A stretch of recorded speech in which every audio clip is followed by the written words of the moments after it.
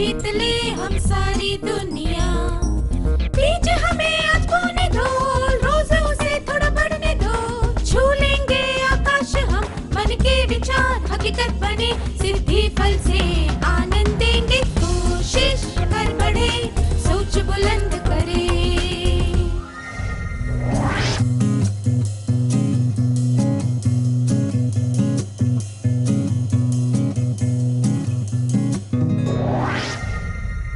नमस्ते छात्रों, आप सब मजे में हैं ना? चलिए आज के सत्र की शुरुआत एक क्रियाकलाप से करते हैं। कल्पना कीजिए कि मैंने अभी आपके खाते में 1440 रुपए डाले। अगले 24 घंटों के लिए ये रुपए आपके हैं। कहने का मतलब ये है कि आप केवल एक दिन के लिए इन रुपयों का इस्तेमाल कर सकते हैं। इन्हें अगले दिन के लिए बचाकर नहीं रख सकते।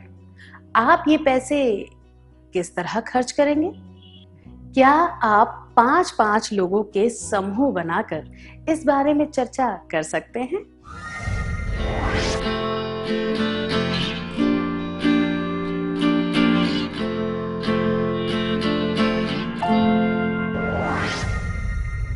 धन्यवाद। आप इन रुपयों को खर्च करने के लिए उपयोगी तरीके ढूंढेंगे और इन्हें बैंक में पड़े नहीं रहने देंगे, ना ही इन्हें बर्बाद करेंगे, है ना? इसी तरह हमें रोज खर्च करने के लिए 1440 मिनट मिलते हैं। हम यह मिनट अगले दिन के लिए बचाकर नहीं रख सकते, ना ही हमें यह समय वापस मिल सकता है जो हमने बर्बाद किया है। हम तो केवल समय का उचित उपयोग कर सकते हैं। संक्षिप्त में कहें तो हम समय का सदुपयोग कर सकते हैं। समय के सदुपयोग का अर्थ है हमारे पास जो समय है उसका उचित उपयोग करना। मैं दोहराती हूँ, समय के सदुपयोग का अर्थ है हमारे पास जो समय है उसका उचित उपयोग करना। क्या अब हम एक क्रियाकलाप करें? आपको कुछ दैनिक कार्यों की सूची स्क्रीन पर दिखाई जाएगी। काम के प्रकार को ध्यान में रखते हुए आपको उचित चिन्ह दिखाना है। महत्वपूर्ण कामों के लिए अपने सीधे हाथ का अंगूठा ऊपर करें इस तरह। जो काम महत्वपूर्ण ना हो उनके लिए अपने सीधे हाथ का अंगूठा नीचे करें इस तरह जो काम अविलंब्य यानी तुरंत करने वाले होते हैं उनके लिए अपने उल्टे हाथ का अंगूठा ऊपर करें इस तरह। जो काम अविलंब्य ना हो उनके लिए उल्टा अंगूठा नीचे करें। उदाहरण के लिए अगर स्क्रीन पर दिखाया गया हो दिन में खाना बनाने के लिए सब्जियां खरीदना, तो आपको अपने दोनों अंगूठे ऊपर करने चाहिए, क्योंकि यह काम महत्वपूर्ण भी है और अविलंब्य भी। महत्वपूर्ण नहीं है, अविलंब्य नहीं है। क्रमांक 1, कार्य तबीयत खराब होने पर अस्पताल जाना।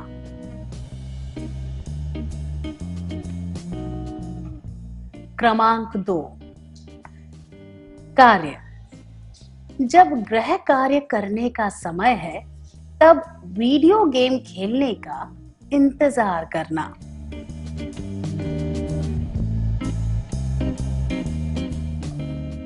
क्रमांक 3, परीक्षा के दिन अपने माता पिता के साथ नए कपड़े खरीदने जाना, क्योंकि अगले सप्ताह एक त्योहार है।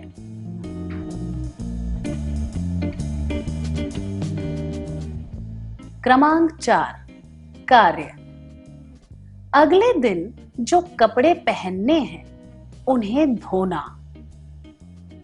क्रमांक 5, खाना बनाने में माँ की मदद करने की जगह एक मित्र के साथ गप्पे लड़ाना, क्योंकि वह आपका इंतजार कर रहा है।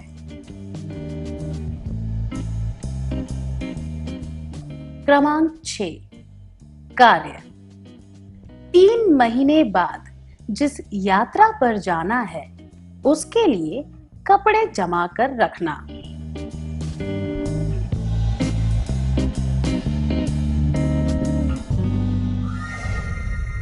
क्या हम इन्हें अविलंबियता और महत्वपूर्णता की तालिका में जमा करके देखें? अविलंब्य, महत्वपूर्ण। जब तबीयत ठीक ना हो तब अस्पताल जाना महत्वपूर्ण होता है और अविलंब्य भी। अगले दिन जो कपड़े पहनने हैं उन्हें धोना महत्वपूर्ण होता है और अविलंब्य भी। महत्वपूर्ण नहीं है। खाना बनाने में माँ की मदद करने की जगह एक मित्र के साथ गप्पे लड़ाना, क्योंकि वह आपका इंतजार कर रहा है। यह महत्वपूर्ण नहीं है पर अविलंब्य है। अविलंब्य नहीं है। परीक्षा के एक दिन पहले माता पिता के साथ नए कपड़े खरीदने जाना, क्योंकि अगले सप्ताह एक त्योहार है। यह महत्वपूर्ण है पर अविलंब्य नहीं। अविलंब्य नहीं है, महत्वपूर्ण नहीं है। जब गृह कार्य करने का समय है तब वीडियो गेम खेलने का इंतजार करना, यह महत्वपूर्ण नहीं है और अविलंब्य नहीं है। 3 महीने बाद जिस यात्रा पर जाना है उसके लिए कपड़े जमा कर रखना, यह महत्वपूर्ण नहीं है और अविलंब्य नहीं है। आइए इस तालिका का पहला खंड देखते हैं। अविलंब्य महत्वपूर्ण है, महत्वपूर्ण नहीं है। जब तबीयत ठीक ना हो तब अस्पताल जाना महत्वपूर्ण होता है और अविलंब्य भी। अगले दिन जो कपड़े पहनने हैं उन्हें धोना महत्वपूर्ण होता है और अविलंब्य भी।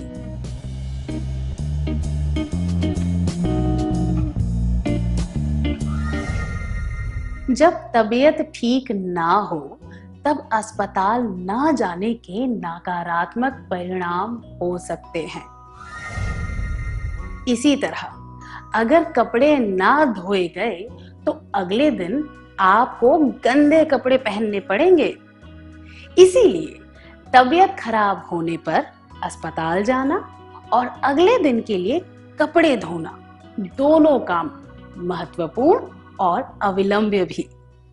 अब कमल के बारे में सुनते हैं। कमल कबड्डी का अच्छा खिलाड़ी है। छुट्टी के दिन वह अपने दोस्तों के साथ कबड्डी खेल रहा था। जब कमल की टीम जीतने ही वाली थी तब कमल ठोकर खाकर गिर गया। उसके पांव का नाखून टूट गया और बहुत ज्यादा खून बहने लगा। अगर आप कमल के दोस्त हैं और दर्शक के तौर पर उसका खेल देख रहे हैं तो आप क्या करेंगे? 1. कमल को तुरंत अस्पताल ले जाएंगे। तो खेल खत्म होने के बाद कमल को अस्पताल ले जाएंगे। 3. कमल से कहेंगे कि वह कुर्सी पर बैठ जाए और खेल को आगे बढ़ाएंगे।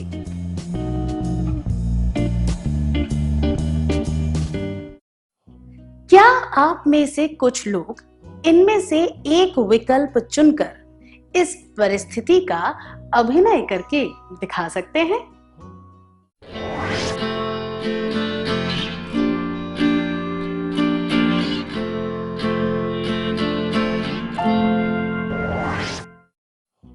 बहुत बढ़िया था, धन्यवाद। सबसे पहले कमल के खून को बहने से रोकना जरूरी है और उसे बिना देरी के अस्पताल ले जाना जरूरी है।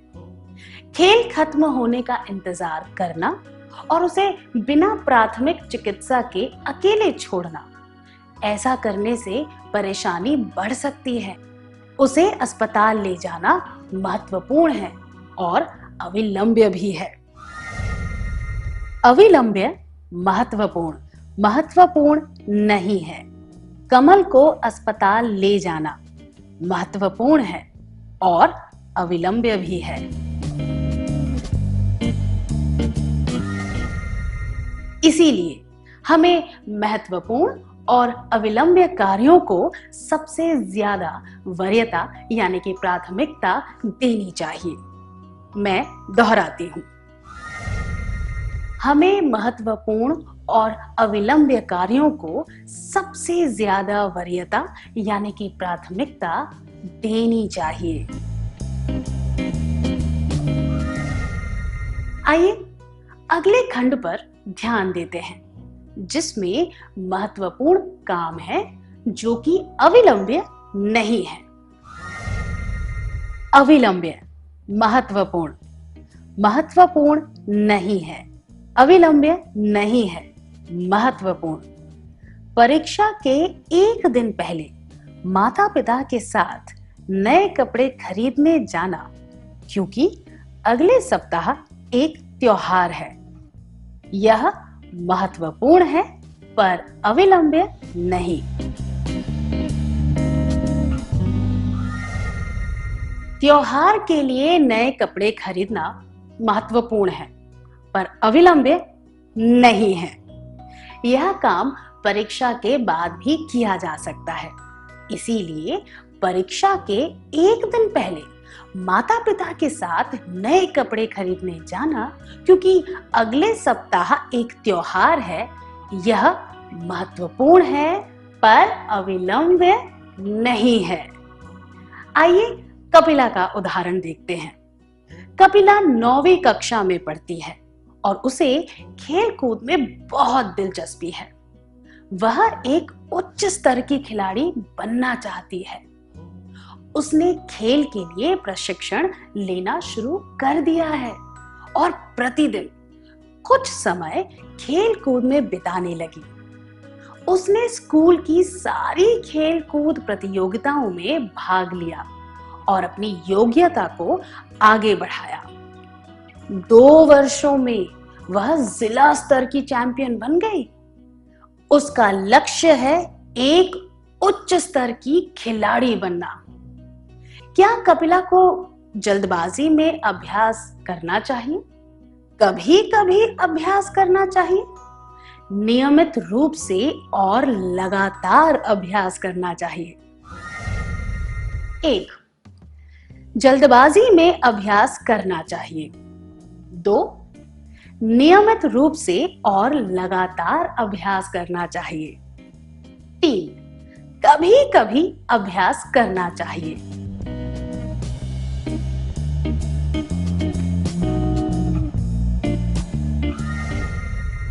उसे नियमित रूप से और लगातार अभ्यास करना चाहिए।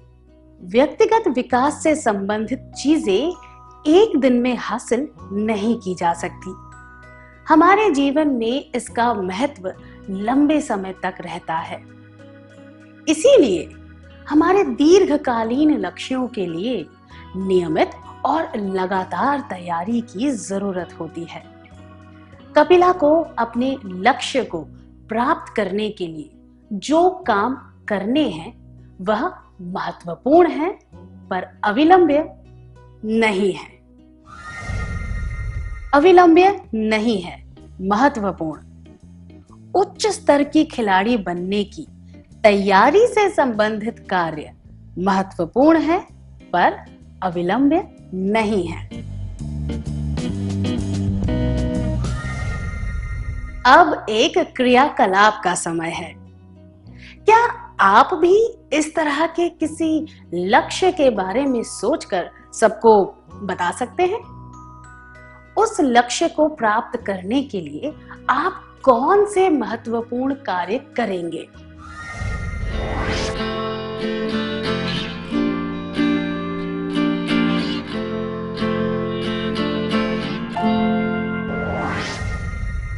धन्यवाद।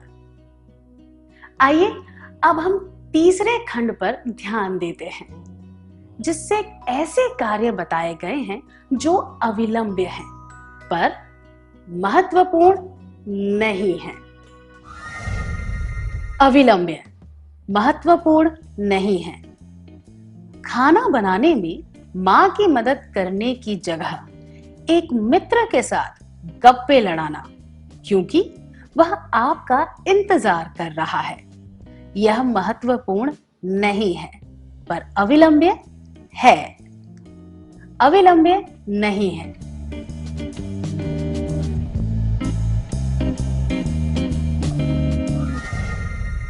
जो दोस्त आपका इंतजार कर रहा हो उससे मिलना अविलंब्य हो सकता है, पर जो काम कुछ ही घंटों में पूरा करना हो उसके मुकाबले यह काम महत्वपूर्ण नहीं है।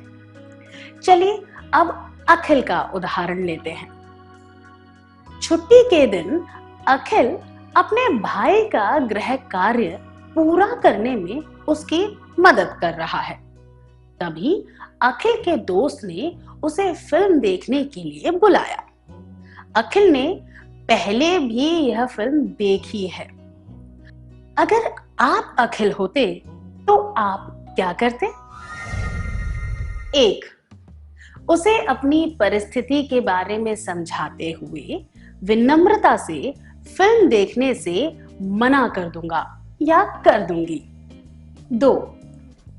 जाकर फिल्म देखूंगा या देखूंगी और अपने भाई से कहूंगा या कहूंगी कि वह खुद अपना काम पूरा कर ले। 3. उसे अपनी परिस्थिति समझाते हुए यह सुझाव दूंगा या दूंगी कि किसी और दिन कोई दूसरी फिल्म देखने जा सकते हैं। क्या कोई दो विद्यार्थी इनमें से एक विकल्प चुनकर उसके अनुसार दृश्य का अभिनय करके दिखा सकते हैं?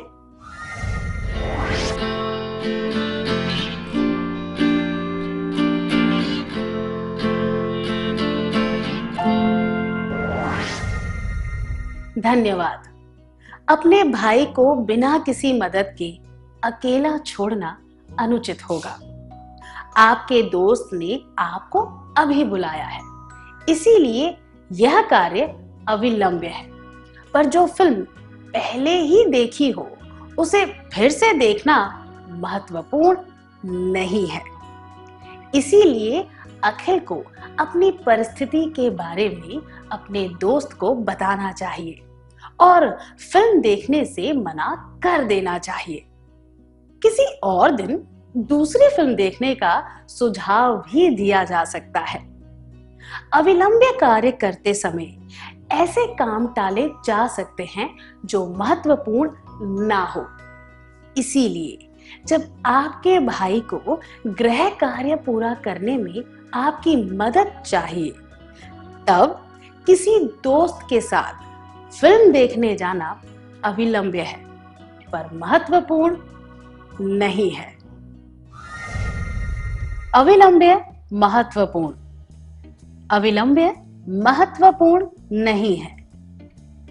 जब आपके भाई को गृह कार्य पूरा करने में आपकी मदद चाहिए, तब किसी दोस्त के साथ फिल्म देखने जाना यह अविलंब्य है पर महत्वपूर्ण नहीं है। अविलंब्य नहीं है। आइए अब आखिरी खंड पर ध्यान देते हैं। यह ऐसे कार्य दर्शाता है जो ना तो महत्वपूर्ण है और ना ही अविलंब्य है। अविलंब्य नहीं है, महत्वपूर्ण नहीं है। जब गृह कार्य करने का समय है तब वीडियो गेम खेलने का इंतजार करना और जो यात्रा 3 महीने बाद करनी हो उसकी तैयारी करना यह महत्वपूर्ण नहीं है और अविलंब्य भी नहीं है। ये महत्वपूर्ण नहीं है। जब गृह कार्य करने का समय हो रहा है तब वीडियो गेम खेलने का इंतजार करना और जो यात्रा 3 महीने बाद करनी हो उसकी तैयारी करना, ये दोनों कार्य महत्वपूर्ण नहीं है और अविलंब्य भी नहीं है। अब हम अजय का उदाहरण लेंगे। अजय के माता पिता 6 महीने के बाद अपना घर बदलने वाले हैं। यह खबर सुनने के बाद अजय ने अगले दिन से ही अपनी चीजें पैक करना शुरू कर दिया। यह किस खंड में आएगा? यह किस तरह का कार्य है?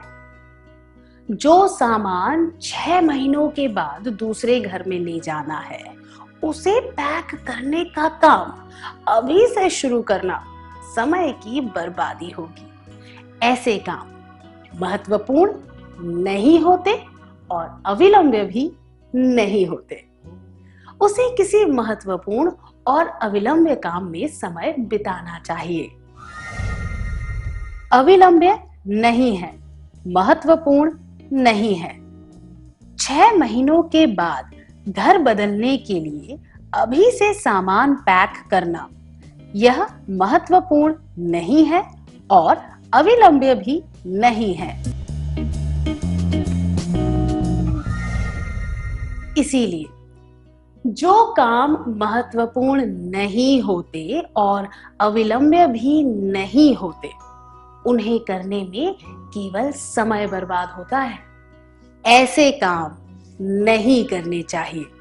मैं दोहराती हूं, जो काम महत्वपूर्ण नहीं होते और अविलंब्य भी नहीं होते उन्हें करने में केवल समय बर्बाद होता है। ऐसे काम नहीं करने चाहिए। क्या हम आज के सत्र में सीखी बातों का सार संक्षेप कर लें?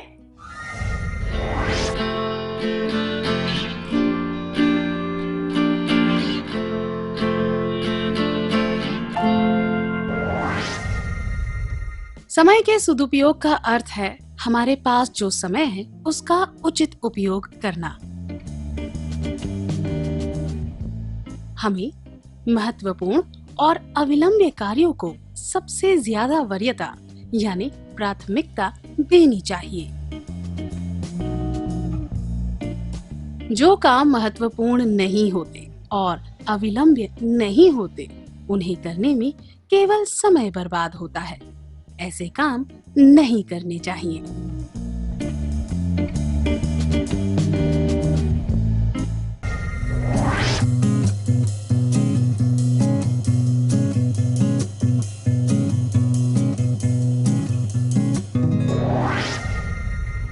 नमस्ते छात्रों, आप कैसे हैं?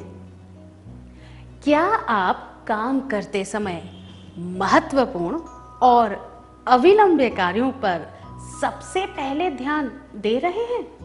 अच्छी बात है। क्या अब हम एक क्रियाकलाप करें? इसके लिए आपको 2 टीमें बनानी हैं, टीम अ और टीम ब। आपको इन 2 चीजों के परिणाम के बारे में चर्चा करनी है।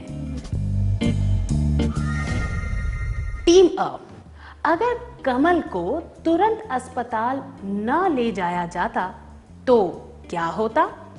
टीम ब, अगर कपिला अच्छी तरह खेल का अभ्यास न करती तो क्या होता?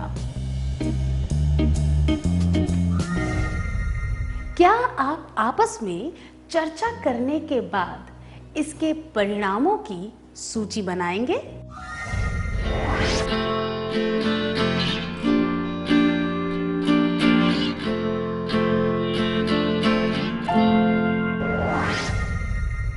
परिणामों की सूची बनाने के लिए धन्यवाद। अगर कमल को तुरंत अस्पताल न ले जाया जाता तो उसके घाव और गहरे हो सकते थे। उसका बहुत खून बह सकता था। घाव ठीक होने में ज्यादा समय लग सकता था।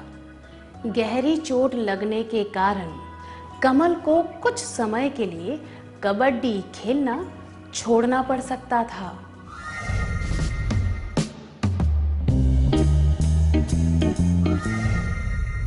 जबकि उसे समय पर प्राथमिक उपचार दिया जाए तो वह जल्द ठीक होकर फिर से कबड्डी खेल सकता है। दूसरे शब्दों में कहें तो समय गंवाए बिना महत्वपूर्ण और अविलंब्य कार्य किए जाएं तो हम नकारात्मक परिणामों से बच सकते हैं। अगर कपिला अपने खेल के लिए पूरी तैयारी नहीं करती तो क्या होता? अगर कपिला पूरी तैयारी नहीं करती तो वह खेल की बारीकियां कभी नहीं समझ पाती। वह कुछ मौके गवा देती। उसकी योग्यताएं निखर नहीं पाती। उसका हुनर पूरी तरह काम नहीं आता। वह उच्च स्तर की खिलाड़ी नहीं बन पाती।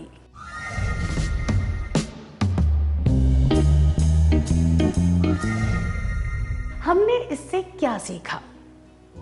हमें ऐसे कार्य का भी महत्व समझना चाहिए जो अविलंब्य नहीं होता है।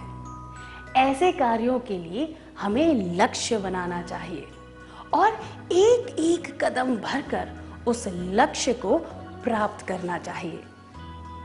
क्या अब हम कुमार के बारे में सुने? कुमार 11वीं कक्षा में पढ़ता है। उसे टीवी देखने का बहुत शौक है।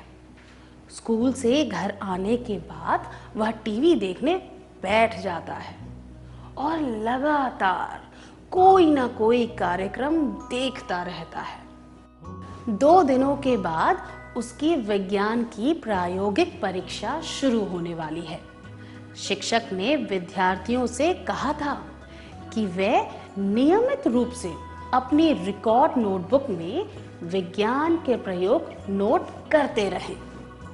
कुमार ने नियमित रूप से नोटबुक में बातें दर्ज नहीं की और आखिरी दिन तक अपने काम को टालता रहा।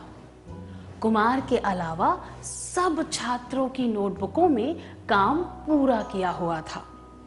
शिक्षक ने कुमार से कहा कि अगर उसने विज्ञान में किए गए सारे प्रयोगों की जानकारी नोटबुक में नहीं लिखी तो वह प्रायोगिक परीक्षा नहीं दे पाएगा। अपने आलस को कोसते हुए उसने दिन रात एक कर दिए और सारा काम 2 दिनों में पूरा किया। परीक्षा के ठीक पहले उसने अपनी नोटबुक का काम पूरा किया। उसने जल्दबाजी में यह काम किया था, इसीलिए उसने चित्र अच्छी तरह नहीं बनाए थे। इस वजह से उसे ज्यादा अच्छे अंक नहीं मिले। कुमार की गलती क्या थी?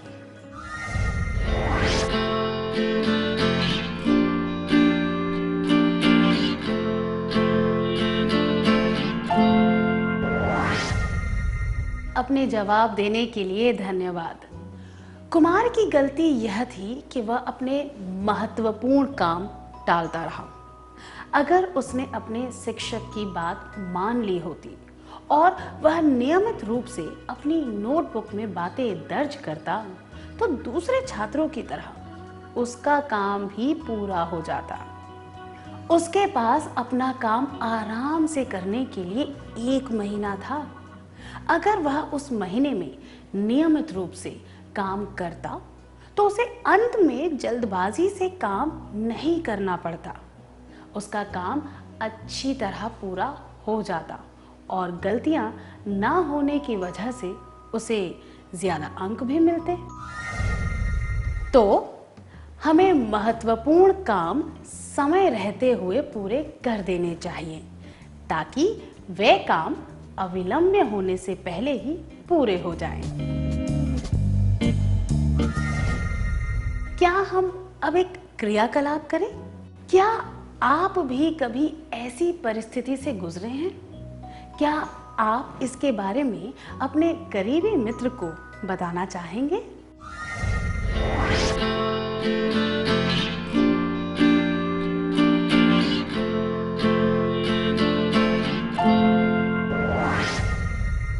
धन्यवाद। हमारे पास कुछ दीर्घकालीन लक्ष्य हैं, जैसे कि वार्षिक परीक्षा में अच्छे अंक लाना, अच्छी कंपनी में नौकरी मिलना, नई योग्यता सीखना इत्यादि।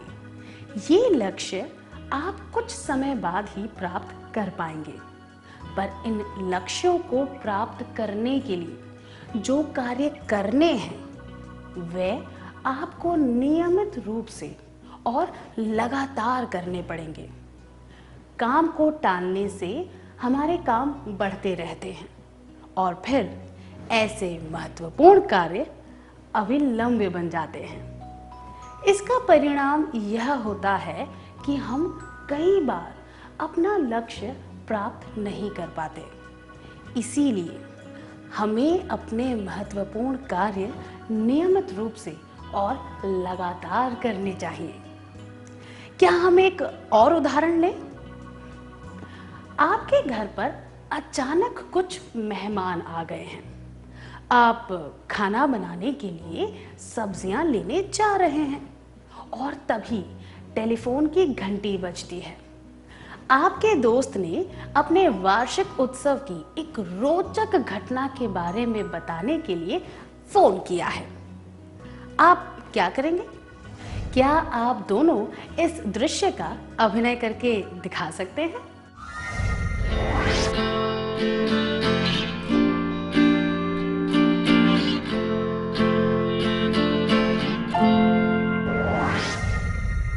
धन्यवाद।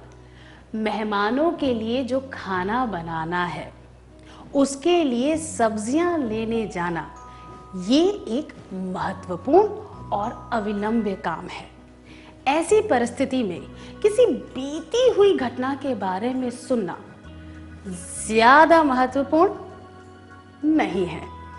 इस समय फोन पर बातचीत करने से आपका समय बर्बाद होगा और आपको कुछ भी हासिल नहीं होगा। इसलिए महत्वपूर्ण और अविलंब काम करते समय हमें ऐसे काम को टालना चाहिए जो महत्वपूर्ण नहीं है।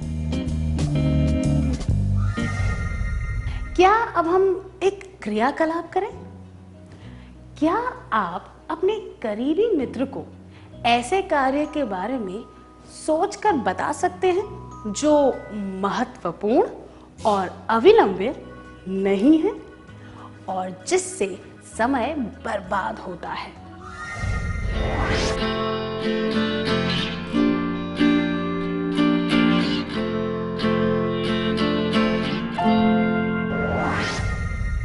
धन्यवाद। मुझे आशा है कि अब आप उचित कार्य को प्राथमिकता देना सीख जाएंगे। जैसे कि हमने इस सत्र की शुरुआत में कहा था, अगर आपके पास एक दिन के लिए 1440 रुपए होते और आपसे उन रुपयों को खर्च करने का हिसाब मांगा जाता तो आप बहुत सोच समझकर पैसे खर्च करते, है ना? इसी तरह हमारे पास एक दिन में 1440 मिनट होते हैं। हमें सोच समझकर समय खर्च करना चाहिए। हमें महत्वपूर्ण और अविलंब कामों को महत्व देना चाहिए। जो काम महत्वपूर्ण होते हैं पर अविलंब नहीं होते, वे हमें नियमित रूप से करने चाहिए। जो काम महत्वपूर्ण नहीं होते और अविलंब भी नहीं होते, वे हमें बिल्कुल नहीं करने चाहिए। अपने समय का सदुपयोग करने के लिए आपको हमारी शुभकामनाएं। क्या अब हम आज के सत्र में सीखी हुई बातों का सार संक्षेप कर लें?